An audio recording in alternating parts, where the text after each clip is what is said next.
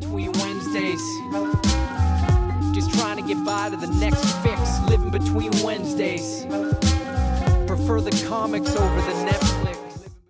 What's up, folks? I'm your host Konrad on Wednesday Night Reviews, and I'm joined today by Mike and Kevin, who are going to talk to me about their new book, Bestiary, which is on Kickstarter now. So Mike, Kevin, thanks so much for coming on the show today. Thank you, sir. Thanks for having us. Yeah, thanks a lot. We've been trying to do this for a while to connect. I know. Yes, I remember the first time I met you guys. You guys are one of my earliest posts on my Instagram, where I've got your poster. It's the big red poster with, I believe it's a werewolf on it. Oh, does he have it? I'm looking for it. I don't think I have it here. Well, I'll make sure I put a picture up. Yeah, I've got a picture of it still, so I'll put it up. So yeah, first and foremost, who are Mike Connell and Kevin Minklow? Mike, you go. All right. I am a content strategist. I come from the world of journalism. Writing is what I do day in and day out. I worked with Kevin at a small agency for a number of years ago. So that's how, Mike, 13 years ago. and that's how we kind of got connected. And right out of the gate, like I couldn't tell you like day one, like what, or day two or whenever, like when did you meet Kevin kind of thing. But in those early days, there was a shared kind of love and affinity for comic books, graphic novels, that kind of creative stuff.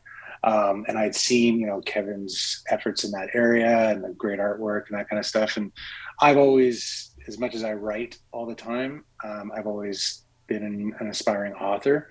Like I want to get published in kind of some kind of creative format. And so, yeah, this is, as much as I write all the time, I've made it a mission to do something creative, a creative side hustle. Nice.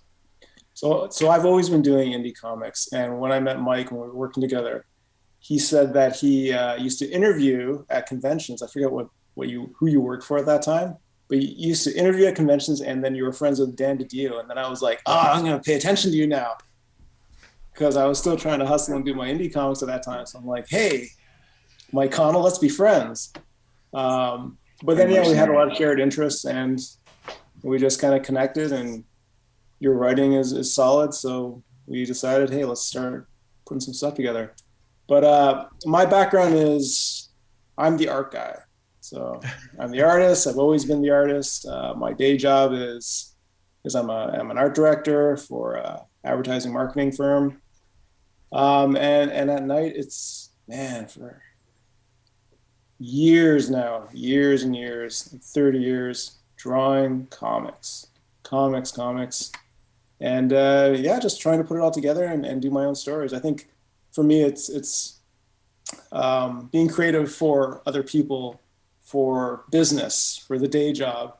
It's great, pays the bills, but you want to expand and you want to be able to do your own thing and with no reservations. And that's why it's always been comics, because the most creative medium you could ever have, comics.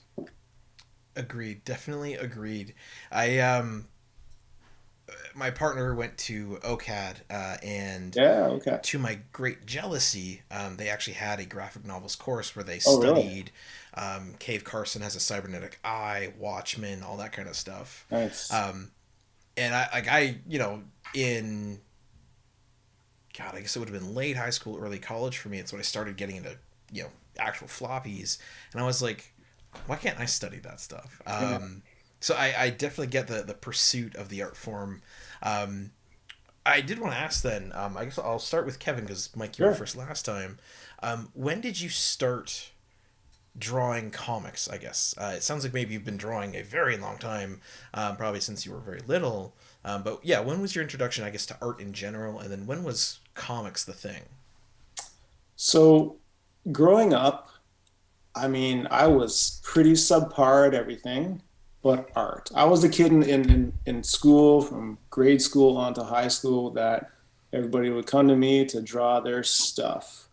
And it always was the thing that I always put myself into because, again, I had that creative control and I was able to express myself. So it was always art. But comics, my brother was a big comic book fan, so I would always sneak into his stash and break the backs of his graphic novels and then read them when I was a kid. And it was compelling stuff. And then when I was finally old enough to get a part-time job, I think Image Comics was just starting up, and that just blew my mind. The first Image Comics, Youngblood, Spawn, Wildcats, that stuff was just like, I kind of knew Jim Lee, and I knew the X-Men run he did, and I liked it, and I knew the Spider-Man run that McFarlane did. But when Image came out, I was just like, I want to be like these guys. That was the most exciting thing for like a 14-year-old kid to see all this stuff. And as an artist, it was just like all these artists taking control. It was amazing, absolutely amazing. So that was it. That was my spark. Nice. Okay, and Mike, your turn. You mentioned earlier you wanted to be published in some capacity. So when did the writing bug first get you? And what was like your first goal? Did you have a particular publication that you wanted to be in, or was it just I want to be published? It wasn't, yeah, I guess just to quickly reframe that, it's not that publishing is great. And that's one of I started in journalism, and where Kevin was talking about, like I wrote for a trade publication that covered the kids entertainment industry. So I did have a lot of access to, a lot of early entertainment properties, normally on TV. And so when comics, fueled a lot of those concepts, I was able to write about them when I was published. And, so being like a journalist was a big step on that way. But early on, like, I think, I'm older than Kevin. But like, I was a huge Marvel guy, a Fairweather DC guy. Image Comics had not really made an appearance yet when I was kind of hardcore, but like, the start, like Teenage Mutant Ninja Turtles, like the early black and white Eastman and Laird, like #1 that I have signed back here somewhere, just stuff like that. That was what like showed me it doesn't have to be, I love Marvel. I loved Daredevil was my guy. Like I was really into those superhero storylines, but that showed me what kind of art and what kind of writing. Kevin was saying, he was, art was the thing that he was amazing at. I was kind of like a jack of all trades. I was good. I was pretty good at everything, right? In a very, whether it was sports or school or whatever, writing was the thing that kind of set me apart. But it wasn't something that I ever looked at. No one asked me to write stuff for them back then, right? No one came to me and said, "Oh yeah, do we ever need a writer?" Right? They were, they would kind of be those creative people. So I think the opportunity, what was possible, shone through in those early kind of Teenage Mutant Ninja Turtle comics. And then I think when I was like in my mid to late 20s, I kind of went hardcore back into comics and was like, I want to do something like this, right? And then it was all of a sudden like the Rick Remenders and the Sean Gordon Murphy and him like taking a dive and saying, I want to redo Batman and I want to do this and I want to do that. Stuff like that really kind of gave me a sense of, these iconic guys can, someone can take another run at them kind of thing, right? And then just long form fiction, right? Like long form fantasy fiction, like the Brandon Sandersons of the world, who obviously are just setting Kickstarter records left, right, and center right now. Like those are the guys that was always the kind of, the pedestal, that was the format. That, like, as much as I love comics and graphic novels, that is still a goal of mine, to be like that kind of author. So yeah, I mean, I've always loved being part of, whether it's like, it's speech writing or website writing or ad copy or blog post writing, or I love learning about new things, and which is why I think like some of this content that we're working on, I love coming, like the research of what historically some of these things mean, and just throwing other stuff in there to be like, what would have happened? But, that really kind of gets me going, right? So I think I've had the best of many worlds, because I do like to write, and I get to write that every day. I have, that kind of journalistic writing capacity, but I also want to weave in something that's more creative. Nice. I dig it. And then, you know what? Yeah, we're here to talk about the Bestiary. So your Kickstarter is live. It was fantastically fully funded in was it less than a day, or was it at the 24-hour mark? It was less than a day. It was less than a day. Yeah. Nice. Gotta love it. So what is the Bestiary? I'll get it. So For it, yeah, so the Bestiary is an exploration of the early fur trade. Werewolves are in the fur trade, right? Like, that was the major concept. But I think, and even though I jumped in first, I think where we took it was exciting. But Kevin, I think, was the one who first kind of brought the concept to the table and kind of really had that jazz for it. And like, so just remind Kevin, what was it that triggered that? Like, what the things that inspired that for you? We were drinking beer, eating wings. We're talking about coming up with some new stuff, because we're grumpy about something. So we're like, let's be creative. And then we're brainstorming ideas. I think we were talking about a webtoon actually at the time. We were going to try and do webtoons at the time. And then we were just talking about like the struggle and crazy sacrifice that in the 16th century, in this world that was never touched, and this open frontier, no rules, people were just killing themselves to get a couple pelts to survive, and it didn't matter what it took. And then we started talking about the Revenant with Leonardo DiCaprio, and we're just such a gorgeous movie, and it just depicted early 16th century or 17th century North America so well, and just the struggle. We're like, imagine like, instead of like a bear pelt or a beaver pelt, you could like make your fortune on a werewolf pelt. And it just kind of steamrolled from there, like, oh my God.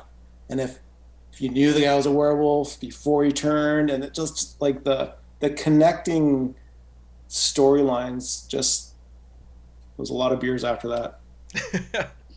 A lot of beers. And then, that's, and as it's progressed, there's like, and it's like, there's no original ideas, right? You just kind of pull stuff from everywhere. Yeah. Like, that's where like the Carnival Row concept comes up. It's like, no, like, here's a period in time where it's fully accepted that these things exist. So like, if you are, the fur trading powers of the world over in England or in Europe, you come to the New World and you find, this indigenous population, take full advantage of them, and you just kind of cut and slash and burn and take, and and it's like, what if it wasn't that easy, right? Like, what if it wasn't like, oh, let's just give them some pox-ridden sheets and let's see what happens. It's like, no, like, what happens if there was like werewolves and crazy Wendigo and tree creatures and all these Sasquatches and crazy things that were like, no, screw you, right? Like, this was and all of a sudden, what does that mean for the economy, right? So there's maybe a little more friction, maybe there's a little more wildness, or obviously it was probably pretty wild no matter what, but all of a sudden there was just like the implications. Like, our initial storyline was pretty werewolf focused, but then it that didn't make sense, right? It's like, well, if werewolves exists, let's not be silly here. Let's have, and that's also where kind of the concept of the Bestiary itself started evolving, because you're like, how are we going to put some of these ideas together, right? Like, it's, as we were compiling them, it's like, oh, and there could be this, oh, and there can be this, and where would they find, like, what do you find in Winnipeg, that area, which was Winnipeg back then, versus Cape Breton or this or that? As the kind of wheels started turning, we're like, this is like a field guide sketchbook. This would just be a fun thing to put together. And that kind of started because I think when we originally met, there was like a different feral story. There was, Feral the Beast Within, Yep. Which was a larger, not larger, a different, more specific werewolf-focused storyline. And then the Bestiary is kind of the prequel, is the first in the series that kind of lays out that larger feral universe. So it'll be the Bestiary, Feral, A Field Guide to the New World, Feral, The Beast Within, which you've seen some of, I think, and then Feral, The Color of Blood, which is the third. And so we're kind of like, we felt like a prequel component would be super helpful to kind of set the stage and help us create this world. I think originally it was going to be just the Bestiary, where it was just different creatures that were found in different areas and indigenous tribes and what they believed in, and then we were going to take those creatures and put some information together about them. And then we're like, well, who would have actually investigated this if let's say the Crown decided, okay, let's send somebody over first to go through New France, Quebec, and venture their way across Canada and down to Americas, and just look into it and start understanding what creatures are there and what were those adventures like when they're taking this account of all these different creatures. And would that book that these explorers are creating, would this thing be that important to the Crown? Yes, it would be. So let's build a story around that book, and that's the thing that allowed the Crown to either, what do we weaponize werewolves? Do we try and capture them? Do we use them against France? What do we do with all this information that we're learning about in the New World? And again, the idea is just kind of steamrolled. So let's put that into the Bestiary and combine this factual encyclopedia of folklore creatures with some story as well. So you're kind of getting both things in the Bestiary. You're getting a story, and you're also getting that encyclopedia of folklore creatures. Nice. I dig it. It's really interesting too, because what I wanted to ask about was originally when we'd met a number of years ago at Fan Expo, and I'll put some of the art up, but I think what most caught my attention was the poster with the red background, and then you, Kevin, you also have made an illustration of a Wendigo, which is this stark, long, black figure with long limbs and these bloody claws, and behind it is just this huge moon. And it was sort of not formless, like it was very clearly humanoid, but it wasn't like defined. It was just kind of this black silhouette. Right. And that sort of, got me really hooked. And then I went on to your website, and you've got up, just like you can scroll through this very long format thing. It's your comic. Now that, as I understand it then, which is just Feral, I believe it's Feral the Beast Within, that is what will now be the second in this sort of trilogy. Is that correct?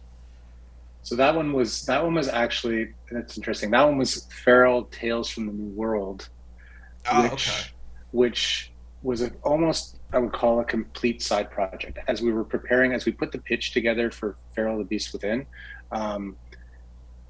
there was, both from a storytelling and an audience building exercise, we were like, let's, Webtoons was very popular.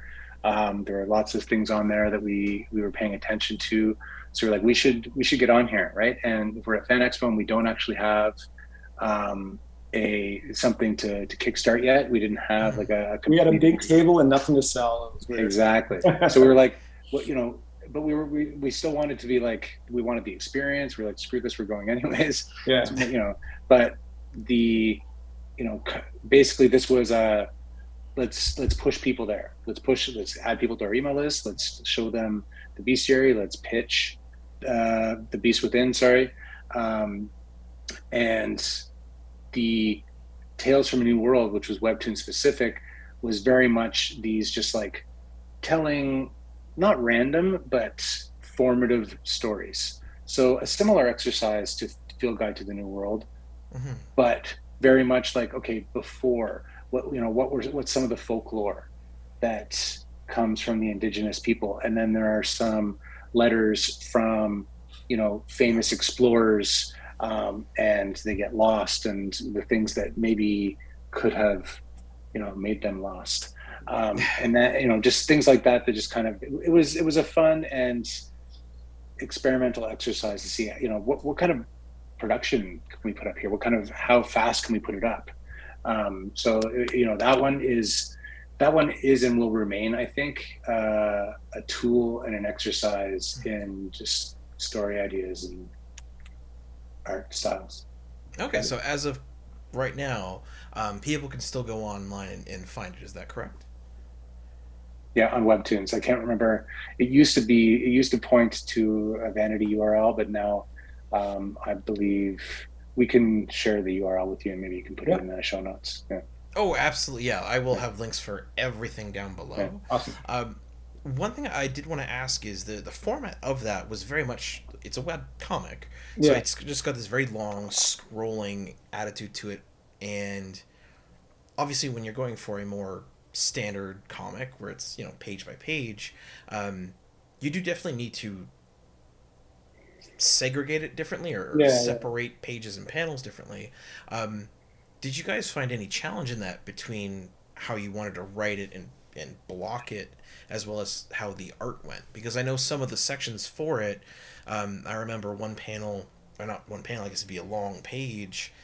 It at the bottom of the page was like a campfire with a couple people around it telling this legend, but it started with just words on like a night sky and this very thin thing of smoke that kind of So wound way down there. honestly, I love the format. It was such a great challenge because you need to work with the medium, and if it's going to be mobile phones, then you have to want people to keep on scrolling down. So how do you draw their eye, instead of from panel to panel, flip the page? How do you want them to keep on moving, down the page to actually learn more about the story, and things like the smoke billowing down, or I think we had at one point a character. Oh, what was he doing? I think he was screaming in pain, and there was like and you had the word kind of cascading down to draw the eye. So it was just a different challenge. The bigger challenge is somebody said, "Hey, we want to publish this and make it into an actual comic book now." I was just like, oh, God, how do I restructure all that now? Because it was actually made for the medium, which it was a great experience, and I would definitely do it again. I think Webtoons is a great platform, and I like the challenge, because I think even in our Kickstarter right now, we're getting a lot of digital backers. A lot of people want the book, and a lot of people want the digital, so they can just easily, keep it accessible. Yeah, I mean, as of right now, you've got 124 backers. You're just shy of $10,400. So congratulations. With the goal of 5,500, so you've blown way past. You've got 24 days to go. So one thing then, Kevin, I wanted to ask as well for your art. As mentioned with the illustration of the Wendigo, as well as the illustration of some of the other monsters, the werewolves that I've seen, they're really, like I said, they're not like super defined. You let the reader's imagination kind of just grab what you want and run with it. And then, say for instance, the cover of Bestiary here, it's very much so, the gentleman on the front holding up the torch, and he's dropped his book. It looks like it's very, detailed, constructed, controlled. How'd you flip between that? I'll be honest. The other reason I like doing things that are based in nature is because I'm terrible as a technical, fine-tuned artist. So if somebody said, "Hey, we need to do something with a lot of cityscapes," I'm like, no. It's pretty painful for me. Like I was trying to do a poster for the new Spider-Man movie and just like do a fan piece. And I was just like, how do I get him in the trees? Because I don't want to burn out New York. But I think I find a lot more freedom when I'm drawing digital or if I'm doing something that's more traditional. Mm-hmm. I just find I like being messy, and there's an organic what's a good word for it? It's almost a visceral feel to the work when you can be messy. And my wife tells me all the time, she's like, don't spend too much time on things because then it looks worse. I'm like, oh, true and not true, thanks. But like it's almost like the faster I work on stuff, the more visceral it feels, the more real and just edgy, and it kind of fits with the type of work I like to do. Because it's weird, Mike and I always laugh. It's like, hey, let's do a lot of dark stuff. But then I've got a 7-year-old daughter and I love doing art for her, but she's like, Daddy, your studio's scary. I'm like, I know, I'm sorry. So I do like some illustrations. What's that, Mike? That's tactical. Yeah. But I do like kids illustrations for her too. So I've got like a separate Instagram handle just for the kids illustrations, because they're all like snowmen and like, underwater turtles and stuff. But then like the flip side is like, dark evil, like scary stuff. But I think that my style fits into that type of work. It's easier for me again to make happy mistakes all through the process, and it seems to turn out a lot of the time. As soon as I have to start being very exact with my art style, it just doesn't look real. So for me, it was a big switch also going from traditional to digital, because I find for the panel work of the story for the Bestiary, I wanted to go digital because I wanted to be able to pull pieces of that for advertising, for social, and I wanted to be able to, doing some stuff for other people. It's like, if I got to make changes traditionally, I'm like, oh God, where's my whiteout? And whereas, if I'm working digital, I'm like Control Z, I can redo it. So there's a bit more efficiencies when I'm working on the tablet, but trying to still capture that same visceral style it took me about a year to figure that out, because I just started working on the tablet last year, and man, it was a tough transition. Even I was whining to Mike all the time, like, oh, fucks, I can't do it. Which was doubly frustrating, because it was like a year of when I can get my tablet. Everything will be amazing. Mm-hmm. Yeah. And it's just that waiting game now. Yeah. Okay. What are the different tiers for Bestiary? So this took a while, to be honest. It seems like it was simple, and that is by design. I'm actually I worked with a Kickstarter group through a guy called Comics Launch, a guy named Tyler James. And you look him up online, and he does podcasts and stuff like that. But his specific, like the group in the community is very much organized and structured around comics and graphic novels, but really with the goal of publishing on Kickstarter. And so as you do that, he's got a formula, and he's got a process, and he's got a this, and he's got a that, and a lot of resources. But so going through the whole process of coming up what your tiers should be, was an interesting and challenging exercise, mainly just because there's economies of scale. Like how many print copies are you going to do? How many soft covers? How many hard covers? How many this? How many that? What can you add that's not, okay, I've got a digital version and a print version and the story. Whatever. That to be honest, out of the gate, I'm like, no, we're creating a comic book. I want to self-publish a comic book. We are going to do a digital tier and a print tier, right? And then even Kickstarter themselves say you should have more than that, like part of their algorithm, part of what they're looking for, part of what their fans are looking for, is very much that breadth of choice. So this is just a really long way of saying that it came to, digital is a must have.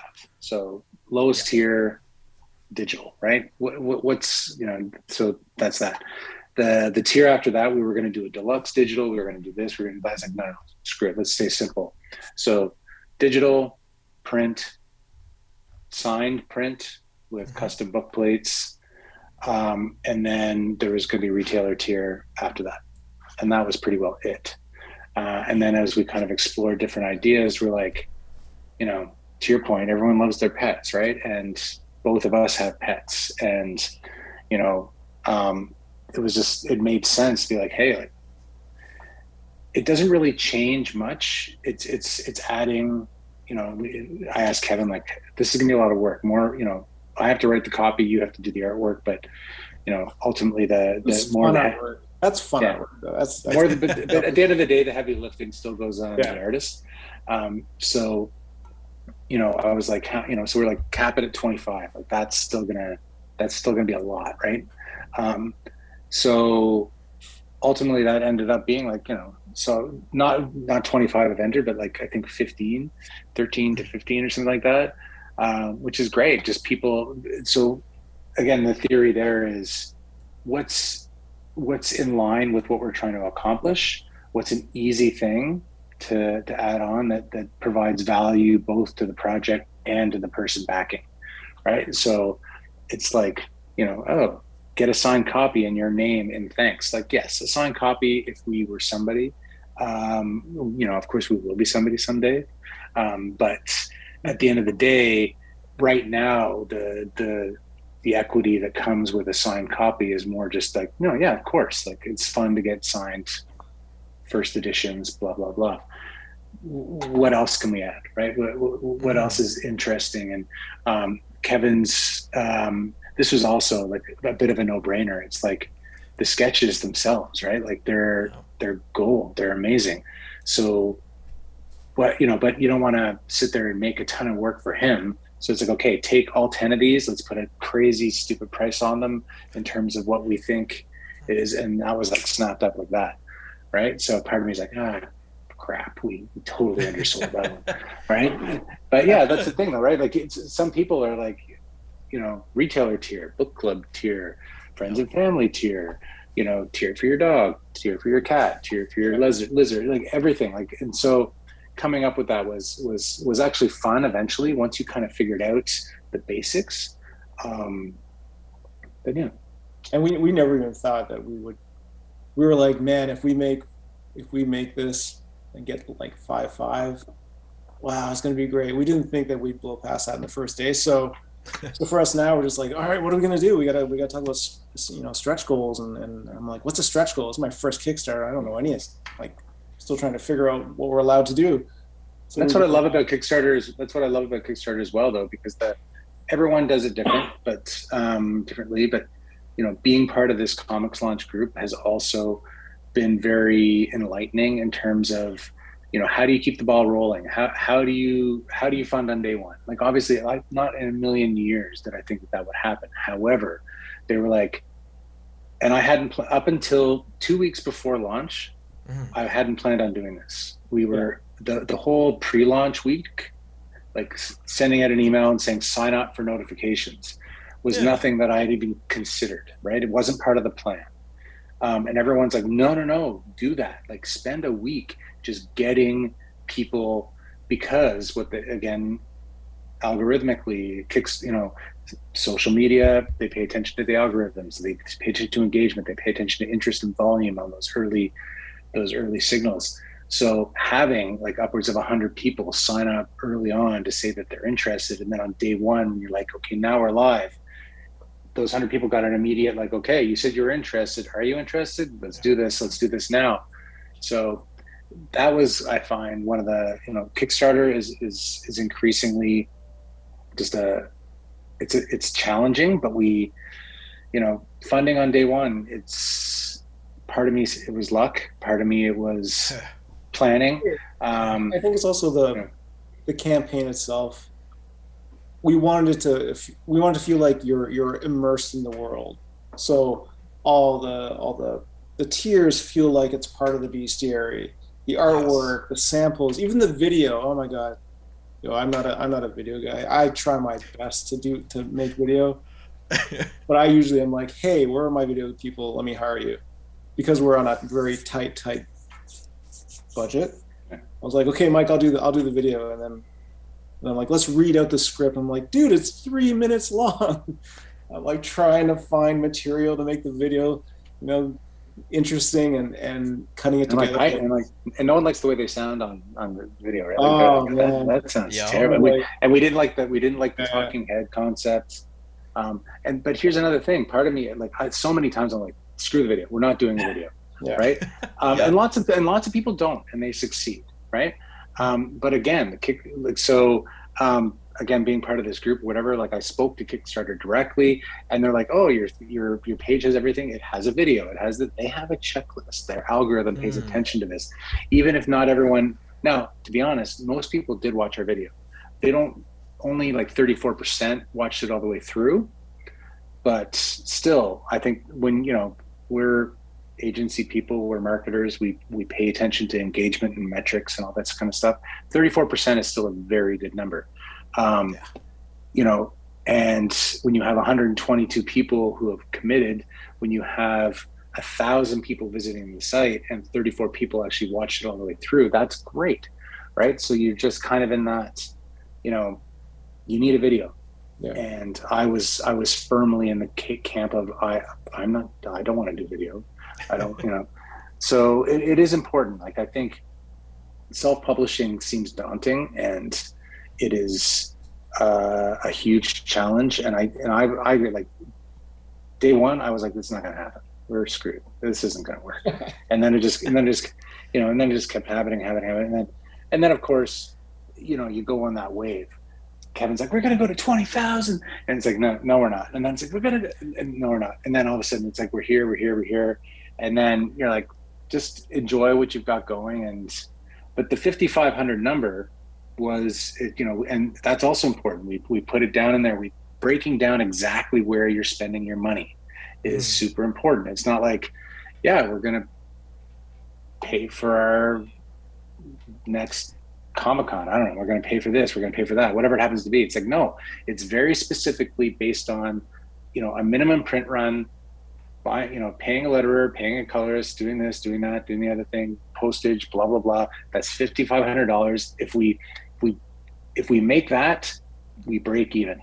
Yeah. That's that. At the end of the day, that's that, right? And now other people, Now that it's doing well, and we're past that Kickstarter goal. I mean, when we got the Kickstarter Project We Love badge, which was yes, that was awesome. But now there's a bit more wiggle room where we can say, okay, it's going to be great. Let's hire a colorist, because all the artists out there that are going to watch this, to draw, ink, color, letter, design the book, it is a lot of work, and then do all the advertising work. It's a lot of work. So artists whine a lot. Listen, writer.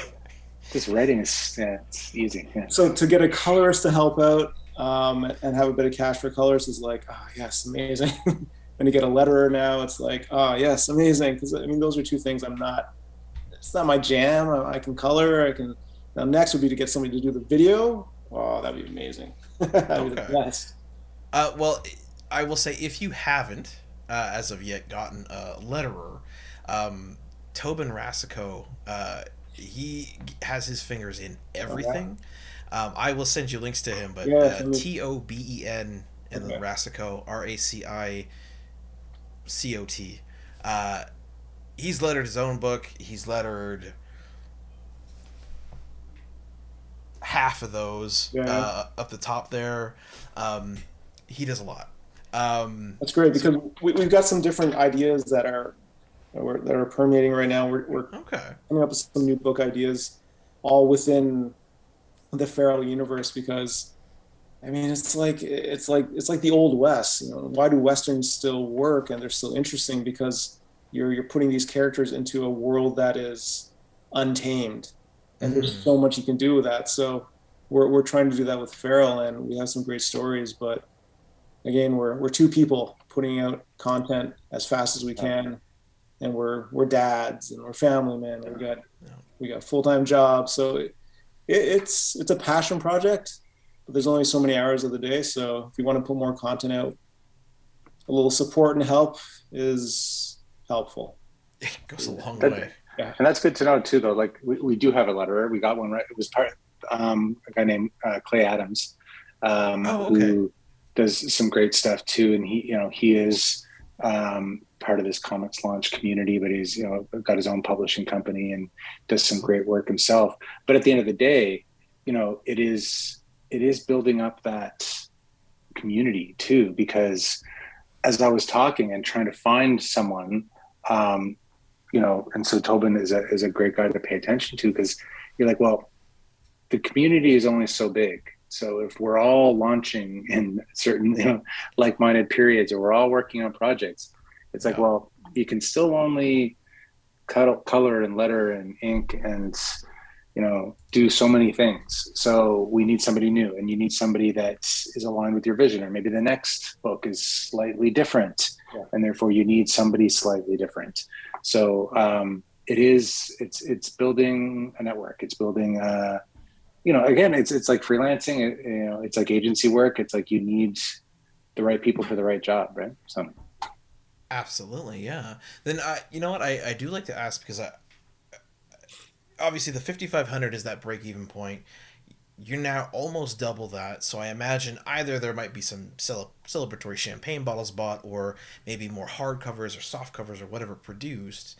Given the frankly the success of what you guys are doing, will folks in the area, so in Southern Ontario, or if they're willing to travel from further, might they be able to see you at TCAF, Fan Expo, maybe Toronto Comic Con next March?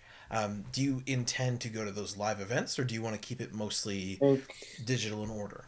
We're aiming at Fan Expo this year. We were talking about it last week, and we'd like to try and go back again with something to actually show this time, which is good. So I'd like to go back to Fan Expo. I mean, I'd love to go to San Diego, but another year pilgrimage. Yeah, exactly. I've been there once, and it was amazing. That's the thing, like that, where Kevin was saying, about my early beginnings in knowing Dan DiDio and guys like that. It's like San Diego Comic-Con was like, that was the pinnacle of my journalistic career, when I was able to go down there and I was able to moderate a panel for the relaunch of He-Man and the Masters of the Universe. And this was like in 2002, I think. Nice. So I'm dating myself, but it was very much, but it was that thing, like, but those are the things right now. And with the pandemic and everything like that, you're kind of hemming and hawing, or I am anyways. And you're like, but no, you know what? Fan Expo is definitely a target. And yes, so we have had those discussions. The interesting thing, and I don't know about your community, Konrad, but like ours is like, out of the gate, it's a lot of friends and family, right, that you're kind of going after to get in there. And it comes across as a charity, right? The whole Kickstarter concept. It comes across as, we're giving money for this. It's like you're pre-ordering a book. That's what you're getting, right? Like if you pay $15, you get the digital version. If you pay $45, you get the print version, and so on and so on and so on. But what they don't always get is like, so, with all this money, what are you going to do? It's like, well, usually all this money implies the fact that we have to print more books. So in our particular case, actually, that is true, but not as much. So what a lot of people, like people doubling down on Your Pet in the Bestiary, means it's still more digital work, same amount of print books, right? Mm-hmm. There's just some other things going on there where you're like, at the end of the day, the more money you make on Kickstarter, the better margins you're going to make. So if you've budgeted properly, yes, you're going to make some money. But at the end of the day, it's really about, okay, if you make 10, 20, 30, 40, $50,000, then usually it's because people are ordering books, and you just have to, like, our minimum print run that we budgeted for was tiny. So You know, and still we're actually still rethinking about who we're going to get to do the printing. I've always wanted to just I want to print domestically. I don't want to go overseas to print. I would love to support someone local, but then you've got to ship to the US, or you got to ship through Canada. You've got to do all these different things. So, you know, all these considerations coming, like, so if you that budget, a big part of it was minimum of X books and having to ship to all these different places. So what does that look like? And, you know, so with more money, you definitely get more wiggle room, but I wouldn't say tons of profit yet. Yeah. That will come. Yeah. No Brandon Sanderson money yet, but you know, I this is my first foray into Kickstarter and crowdfunding. I personally love it. I think it's, again, I'm always looking for, this is my baby. You know, I want to make it the way I want it and the way Mike wants it. We want to make sure that it's our passion project, and we want less hurdles to jump over and have to explain how we do things and why we do things. We just want to do them the way we want to do them. And Kickstarter allowed us to do that. I mean, I would love a publisher, but at the same time, a publisher, there's a lot more hurdles to have to deal with. So at this stage in the independent career for our books, I'm happy to be an indie creator doing Kickstarter, because, you know, the big goal is like, how do we get this into more hands without having a publisher? And Kickstarter just made the most sense. I mean, it was right there. So to be able to do what we want to do, create the way we want to create, because we don't have a formula when we create. We don't have a specific, you know, structure. We kind of just get excited about what we're doing, and we just go. And what comes out of it sometimes works, sometimes it doesn't. But at the end of the day, it's getting the Bestiary into more hands, and having the freedom to do that. And Kickstarter was the way to do it. I love it. Mike, did you have more to add on? I was just going to say, publishers know that too, right? Like, that's the thing. Like, the best part about that Fan Expo early on was that we did have publisher interest, publisher insight. Like, I think there was a lot of amazing feedback that really helped create, you know, the type of pitch, the type of concept, you know. So, you know, I think I'm a big believer in choosing the channel and platform that works for. And so for us, who, you know, damn day jobs, you know, money and stuff like that, right? Yep. You know, so it's like, you know, at the time we were very much, oh my God, if a publisher's interest, we would never say no. And then all of a sudden you're like, or would we? Because they would need this to be done at this time, you know, much faster than we're prepared to get it done for. And, you know, again, that's just the reality. If you're going to turn this into a vocation, if you're going to turn this into a career, then yes. If you're going to, is it a side hustle? Then, hey, then still at the end of the day, as much as our budget was to break even, we have now found a way that, yes, you can make money, right? It's not going to be a lot yet, but you can reinvent that. You can come to terms with, you know, publisher, self-publishing, that, you know, there's all sorts of different ways to do it. And I think that in this case, this was the right way for us. Yep. Perfect. I mean, I'm just so glad it worked out, frankly, as well as it has. Obviously, you guys have put a ton of work into this, a number of years between art and writing, as well as between the both of you. It sounds like quite a bit of research in how to exactly do it. So to talk about the book again, because that's the most important part, right? People are going to go check out the Kickstarter, see the art, check out the story, love the writing, and want to get it. It's the art. I know it's the art. Fine. Okay. It is eye-catching art, that is for sure.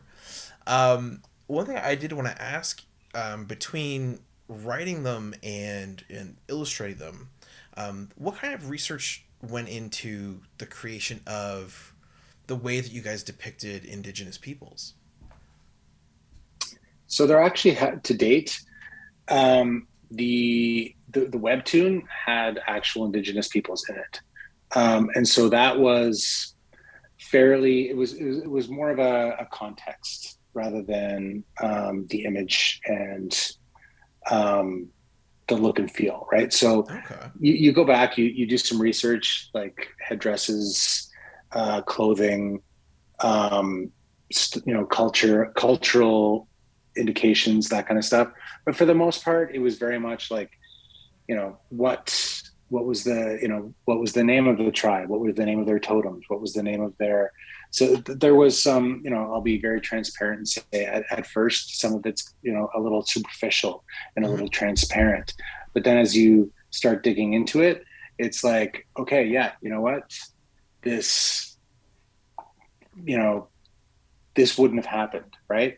And it goes for the same, right? Like as we build it, it's like, as we were doing the Bestiary, you're saying, Kevin's drawing, he's doing this, and he does a picture. I'm like, hey, Kevin, right there's a green apple. Green apples didn't exist in North America. Apple. So there's a freaking green apple in that image, and there are no green apples in North America, Kevin. So I don't know what you're doing, right? Yeah, so anyways. In the Kickstarter, you can see that there's the first page is a ship taking our character, Sir Clancy Foxbottom, to the New World. And there's a big debate because I chose the wrong British flag for the time period. But we're in a rush to try and get this thing out. So I'm like, I'll change it later, Mike. And he's like, it's the wrong, it's the King's flag. It's not the flag of the... I'm like, oh God, we'll do it later. It'll be fine. So between the flag and the green apple, yeah, a little hot water there. Oh, okay. Yeah. I like that. I like that you took care to make sure that the objects, the flags, the type of food, as well as, like you said, the different peoples and cultures were, well, the time period correct, that they were functional in their... More work does need to go into that, though. Like, and that is an important, like, it's one of those, as we tell the story, it is very much a, imperialism, colonialism, basically, people coming in and taking stuff, concept. So, we want to be sensitive to that. And so I think that a lot of research has to go into it. Neither of us are Indigenous. So I think talking to different people is important as well, and doing that research. But out of the gate, it's just making sure that you're kind of paying attention to what actually happened and putting a fictional lens on it, right? Yeah. So important question then. So the actual book of the Bestiary, like you said, it sounds like part... I don't want to date myself or sound odd, but part Pokedex, or like, it's an encyclopedia of monsters, and part adventure / historical fiction. So do you say the main character's name again, the redheaded gentleman with the... Sir Clancy Foxbottom. Sir Clancy Foxbottom. So when he gets to the New World, as stated, he's on a mission to sort of document what he can, send it back for the crown so that they know where to and not to go. What kind of shenanigans and horror does he find himself in? So I really like to look at him like, he is a very genteel version. Like when you think of like the shows like Taboo, or you think of, Jason Momoa's Frontier, that kind of stuff. Like you're going in and, there are some kind of colonial people that have come over and have just like, we are going to make the world British, right? We are going to be, this is what we're going to do. We're imperialism, it's going to happen, right? So what we tried to do is say, this guy is very, he really wants to learn what's going on. So he's actually kind of that journalistic, explorative, he will be accepted by the things that he finds. for the most part, right? Like, so, but he goes in and, you know, he'll get into trouble. He'll, you know, be in some danger. He'll, you know, try to figure out what's happening. Is there a mystery here? Is there a mystery there? You know, what is the big end game, you know, that he is actually building towards. But for the most part, it's, you know, I think it's kind of like a mystery slash, you know, like Raiders of the Lost Ark kind of thing, right? Like he's got a lot of education, but he's jumping into some places without knowing what's going to happen. Okay. When we created Fox Bottom, we talked about Master and Commander: The Far Side of the World. Remember that movie with Russell Crowe? Yep. Awesome movie. If anybody hasn't seen it, if you like big, tall ship battles, that's the one to watch. But there was a doctor who was very academic and loved learning and loved he didn't care as much about the crown and the mission for the crown. He cared about what he was learning about when, you know, he set sail, and he wanted to understand the creatures. And that was a big inspiration for this type of character. We wanted this Sir Clancy Foxbottom to be very educated and very grounded. And not so wrapped up in you know, the larger mission of the crown and colonization and just taking.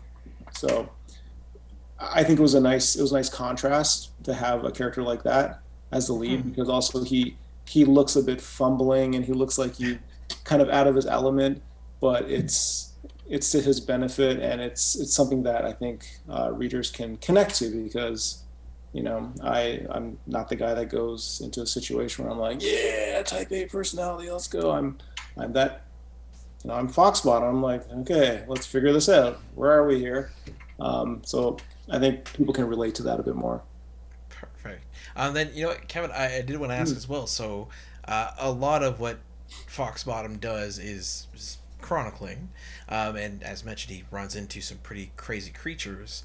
Of all the creatures that we're going to see in Bestiary, without giving away too many spoilers with your answer, what was your favorite creature or panel to draw? My favorite panel to draw, I don't want to spoil anything or give it away, but yeah, there's a very Canadiana moose in this, and it's a different form of Wendigo that I created. So it's a neat creature. I don't want to spoil anything. Yeah, yeah. That was the one. Yeah. Okay, that's cool. Well, I look forward to seeing that. And you know what? I think you guys have tapped me out for my detailed questions. So I will, as always, end my interviews with the same two questions that I like. So first and foremost, what is it that you guys are currently reading? I'm reading. So I've got a number of things. I do audiobooks. So I've been, for the past year, I re-listened to the Wheel of Time series. Oh, okay. And I'm restarting the Brandon Sanderson's Mistborn series. So that's what I'm listening to. I'm reading this, which is Neil Gaimann's The Ocean at the End of the Lane, which is it's a very short but fun book that it's actually okay for some kids. And I'm also reading this. Oh, nice. Yeah. I'm too busy doing work, so I don't have time to read that. Fair. No. I'm the writer. I don't do any work, man. I just actually, I cracked open this big boy. I've got the individual issues, but when this came, I was like, let's reread Frank Miller's 300 again, and just, enjoy the Frank Miller of it all, and the art, which is right on my alley, and it's nice and simple and organic and beautiful, and also a little bit of Hellboy. I mean, I'm not as big a fan of Hellboy and Mignola as Mike is, with his right hand of doom tattooed on his body. Oh, okay. Yeah, but yeah, I am a big fan of Mignola. I find actually like I try to tell my friends and family about this as well, but like Kickstarter is now my new kind of Kindle library kind of thing. So I get tons of books. All my books I get from Kickstarter now. So I also just got this one. Like I just came in the You got that in the right? mail. Nice. Yeah, I got that one. I got this one. So that's the thing. Like I think being part of this process, being part of the Kickstarter thing, and this group comics launch, I am now like I double down and I pay attention and I follow and I back and I do whatever, because it's at the end of the day they also back you. So it turns into a bit of a community. So I think it's an important part of the process. Beautiful. So yeah, my last question. What is it that you want your fans to know? You go first, Kevin. I'd like the fans to know that this is something that we have put together, and it is really truly a passion project. It's, again, Mike and I both, we have day jobs, and it supports our family and it supports mortgages and food on the table and all that. So the Kickstarter is very much something that is the thing that we really love to do on the side, and creating comics, and this is the culmination of that. So when we say that it's been a long time coming, it's because we put a lot of time and a lot of thinking, and from what I'm doing from the artwork side, it's like Mike's like, come on, dude, we gotta get going, and I'm like, wait, I've got to draw. Why does it take so long? I've got to draw every single branch, because that's what the people are going to want to see, because that's what I want to see. And it's also, I want to make sure this is something that when I open it, I'm like, yes, this is exactly what I look for in other creators' work.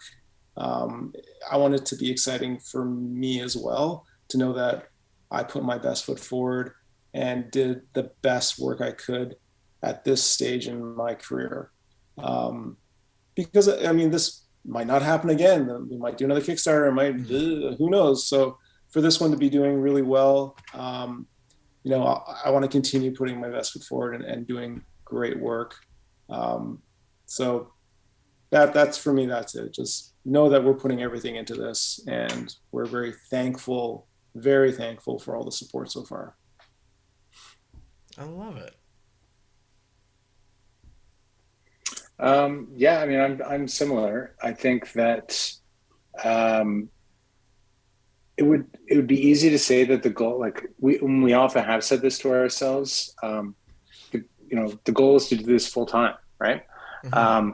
But the reality is that some things pay well and some things don't, right? Like, but it's there is but you can flip that around and say, if you don't totally commit, then what are you going to do? But for us, I think that this is a great, I would almost love to turn this around to the fans or to the viewers or whatever, and say, like, what do you want? Because for me, it's like, what's realistic? Quarterly Kickstarters, bi-yearly Kickstarters, things like, because at the end of the day, it's like, we're, right now we have a 3-issue arc that this is what we're doing. Like, it's not like episode after episode. It's like, no, we've got the field guide, we've got Beast Within, we've got Color of Blood, right? Those are the 3 things that will kind of culminate and create the feral universe that Netflix will pick up and turn into a TV series or something.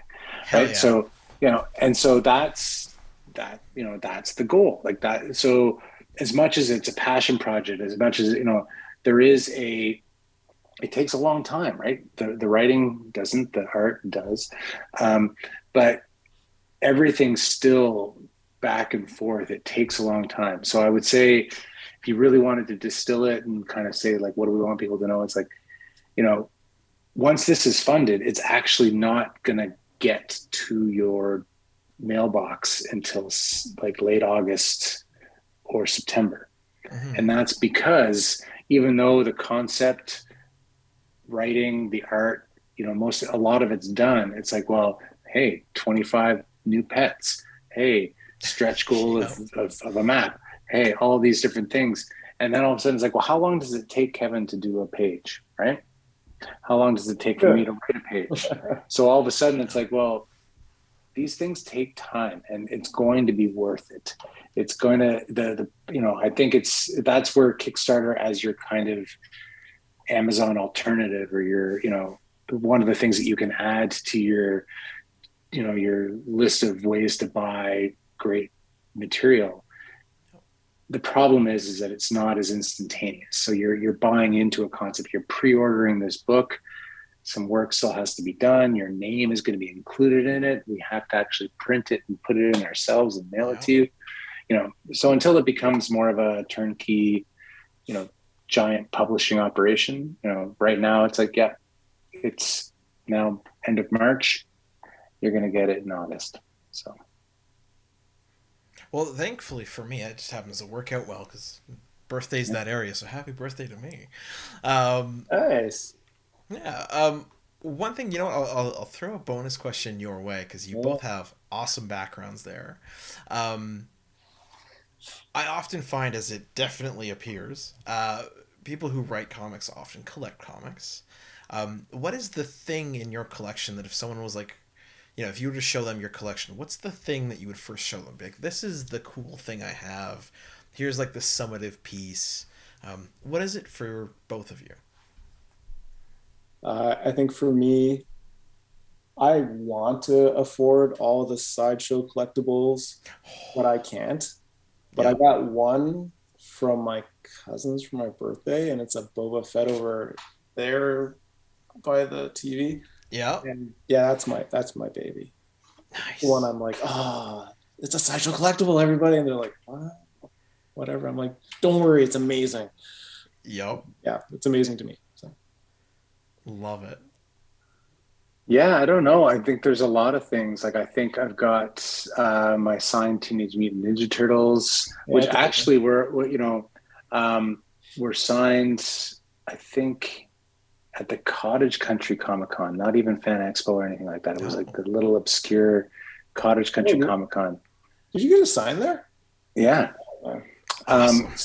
Yeah. So, I mean, there's stuff like that, like just the ones that I was able to keep my mom from throwing out or, whatever. So there's that. There's, I would say,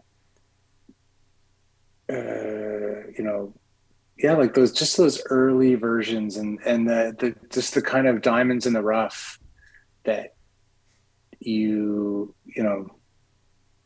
everyone years from now will be like, oh yeah, that was such a, like I had issue 1 of that, right? So I've got a lot of that kind of stuff where I'm just, so I think my Teenage Mutant Ninja Turtles from way back when, those originals are pretty well what I love to show people. I love ElfQuest, which was kind of like I've got like some, compendiums there that were, kind of old school, but at the same time, it's just part of it, Mm-hmm. And then I don't know what it is. Like I loved individual comics before, but now I just love like the Saga omnibus. Yeah. The giant collections. It's just the giant where I'm just like, oh yeah, like I can just sit. This is going to be my weekend right here. So yeah, I love the new and all the Kickstarter unique Kickstarter ones. Like I have so many things that just didn't hit the shelves anywhere. All those new oversized art books that are like full size 11 by 17s that they just put into a book and they're massive. Yeah. Those are my favorites as well. Definitely. Yeah. Well, then you know what? Because I can, doing what I do, I get to speak to a lot of cool folks, yourselves included. I have to say the 4 up there, probably among them. Nice. But another one I got recently off Kickstarter is Not So Fair Tales. Oh yeah. Mostly because of you guys. I saw a post you guys made that you're in it, and so I immediately went out and got it.